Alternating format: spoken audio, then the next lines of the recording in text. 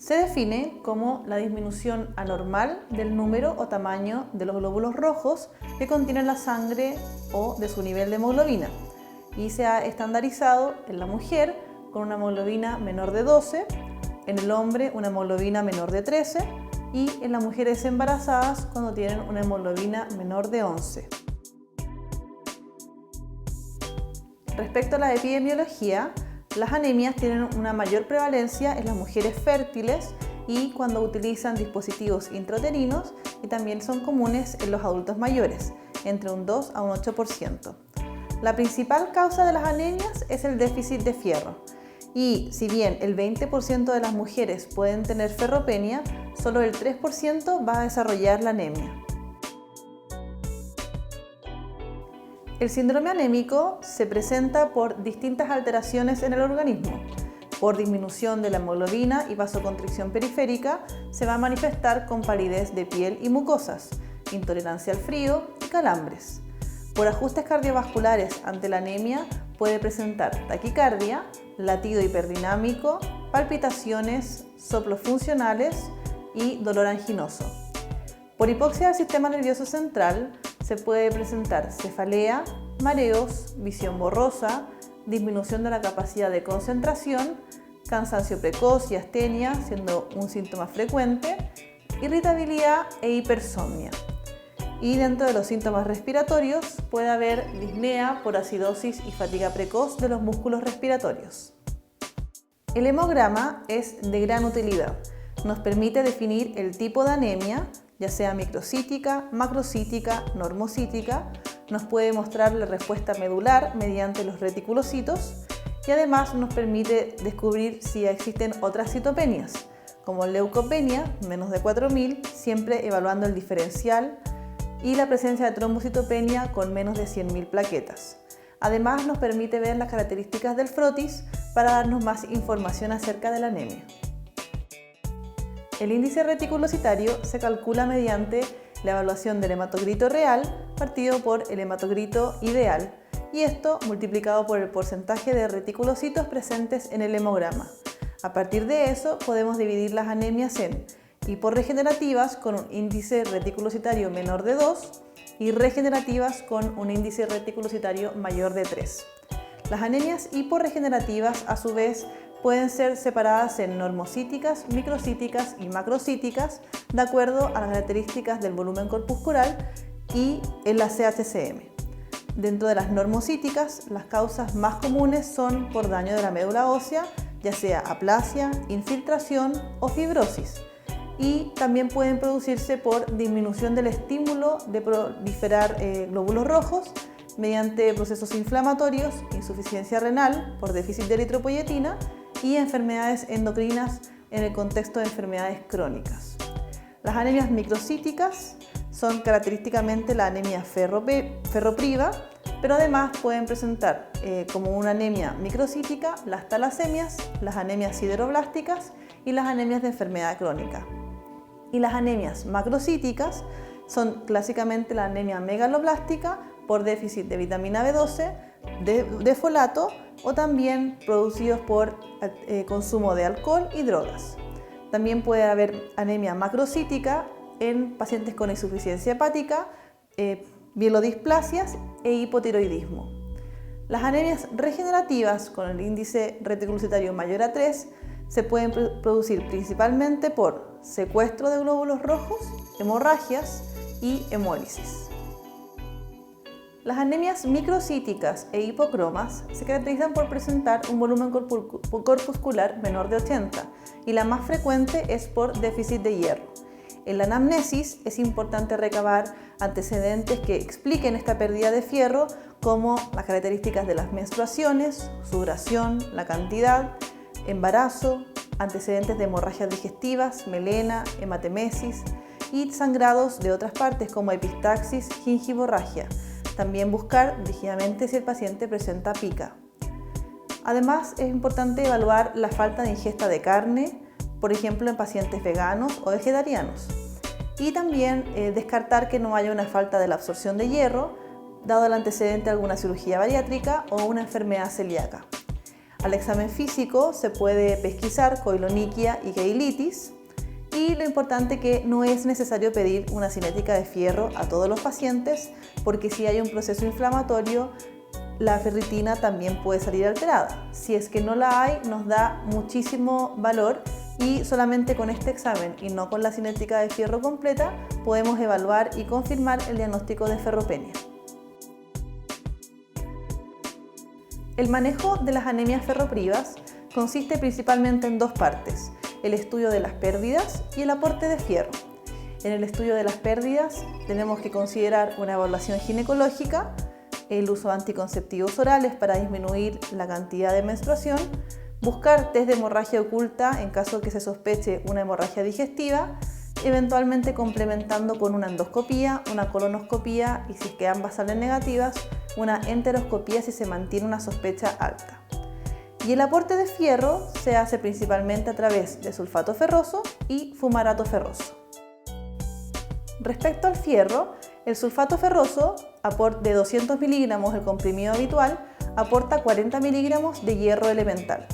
La recomendación más reciente considera una dosis de 15 a 20 miligramos de hierro elemental al día, porque también debemos considerar que la absorción es saturable y con un comprimido al día estaríamos logrando cumplir esa dosis. ¿Qué mejora la absorción? El consumo asociado a carnes, a vitamina C principalmente, por ejemplo 500 miligramos de ácido ascórbico. Y tenemos que tener la precaución de que algunos alimentos disminuyen la absorción, como el té, que puede llegar a disminuir hasta en un 90% la absorción de hierro, el café, el calcio y las fibras. Dentro de los efectos adversos típicos que puede presentar el hierro está la mala tolerancia gástrica, dolor abdominal, constipación, y advertir al paciente que las deposiciones pueden ver de color negruzco y más bien duras. Las anemias normocíticas se caracterizan por tener un volumen corpuscular entre 80 y 100 centilitros. Lo más importante al enfrentarnos a una anemia normocítica es tratar la patología de base. Si es una enfermedad crónica conocida, debemos considerar cómo se encuentra de su estado actual, ya sea una artritis reumatoide, un lupus eritematoso sistémico, y en pacientes con enfermedad renal crónica con velocidades de filtración glomerular menor de 50 ya pueden presentar anemia por déficit de eritropoyetina. De todas maneras, siempre es importante descartar otras causas de anemia. En el hipotiroidismo, considerar dentro de los pacientes un control anual de tiroestimulante para descartar que no sea la causa de esta anemia normocítica. Las anemias macrocíticas presentan un volumen corpuscular mayor de 100 centilitros e incluso sobre 110 en las megaloblastosis. Las causas, como hablábamos, pueden ser la anemia megaloblástica por déficit de vitamina B12 y también incluso por ácido fólico en el contexto de una anemia perniciosa o en pacientes vegetarianos por más de 5 años. Algunas drogas también pueden producir una anemia macrocítica, ya sea mediante la alteración de la síntesis de folato, por ejemplo el metotrexato usado en la artritis reumatoide o la acidobudina utilizado en la terapia del VIH. Algunas drogas citotóxicas como la quimioterapia, el antecedente de alcohol o de hepatopatías también pueden producir anemias macrocíticas. Otras causas pueden ser la mielodisplasia y el hipotiroidismo. El aporte de vitamina B12 y folatos se produce principalmente a través de los vegetales. De la vitamina B12, principalmente de las carnes, en menor grado de las leches, y la cocción puede disminuir en un 20 a un 50% el aporte de vitamina B12. La ingesta diaria recomendada es entre un 10 y un 30 microgramos y los requerimientos al día es de 2 a 5 microgramos. Lo importante es que el sitio de absorción de la vitamina B12 es en el ilion, entonces cualquier antecedente quirúrgico que tenga alguna restricción a ese nivel puede provocar una falta de absorción de la vitamina B12.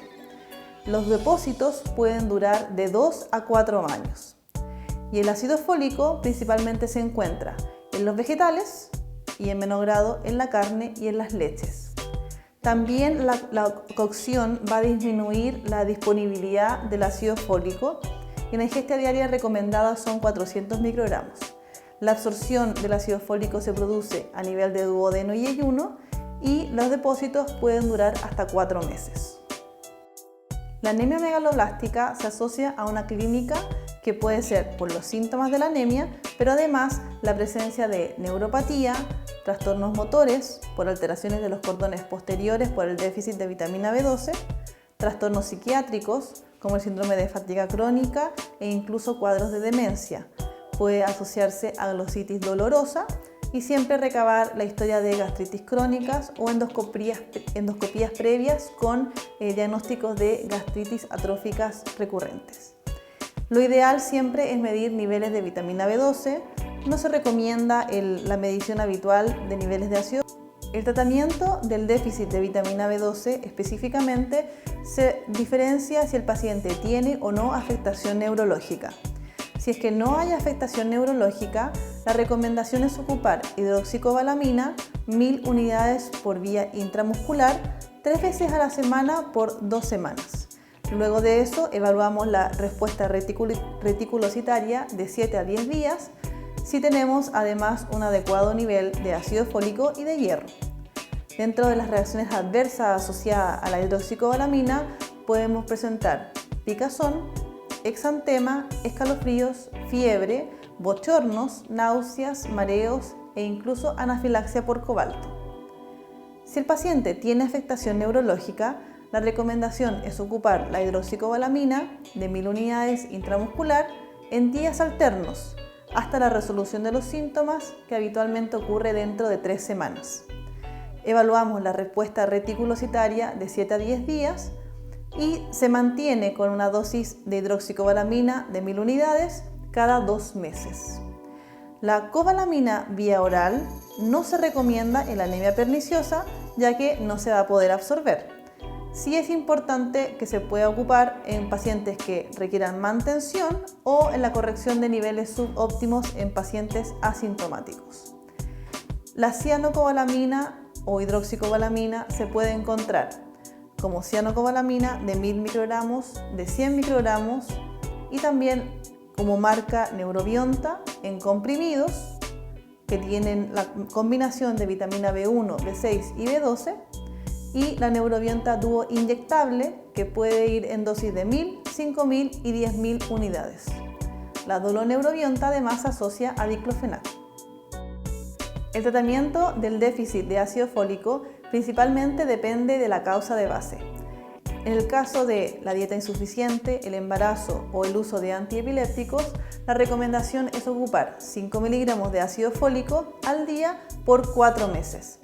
En el caso del embarazo se recomienda mantener hasta el término del embarazo y ocupar dosis más altas hasta 15 miligramos al día en caso de mala absorción.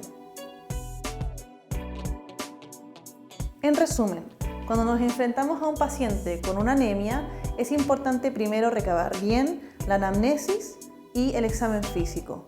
Luego de eso solicitamos un hemograma con reticulocitos que nos va a permitir diferenciar entre las anemias arregenerativas y regenerativas. Si la anemia tiene un índice reticulocitario menor de 3, la consideramos arregenerativa y evaluamos si es que es microcítica, normocítica o macrocítica. Si es microcítica, lo más común es que sea ferropénica y en ese caso debemos evaluar la clínica e idealmente la ferritina. Si tenemos la causa, confirmamos la presencia de la ferropenia, es importante hacer el estudio de las causas del sangrado, ya sea de origen ginecológico o gastrointestinal, mediante una colonoscopía y endoscopía. Y el aporte lo realizaremos a través del sulfato ferroso, 200 miligramos al día, por al menos 3 meses, controlando el hemograma al mes de tratamiento. En el caso de las anemias normocíticas, principalmente buscamos la causa de esto, ya sea a nivel básico, midiendo un perfil tiroideo y viendo cómo está la función renal a través de la creatinina y la velocidad de filtración glomerular. En las anemias macrocíticas se recomienda hacer medición de niveles de vitamina B12 y descartar patologías tiroideas. Y en ese caso realizar la suplementación de vitamina B12 y ácido fólico en caso necesario. En la sospecha de anemias regenerativas debemos obviamente descartar que no haya un sangrado activo o viendo cómo está algún grado de hemólisis. Como hablábamos respecto al tratamiento, el sulfato ferroso, ocuparlo 200 miligramos al día por 3 meses. La vitamina B12 o cianocobalamina, 1000 unidades intramuscular por 3 veces a la semana por 2 semanas. Y mantención en caso que tuviese síntomas neurológicos. Y el ácido fólico, ocupar 5 miligramos al día por 4 meses.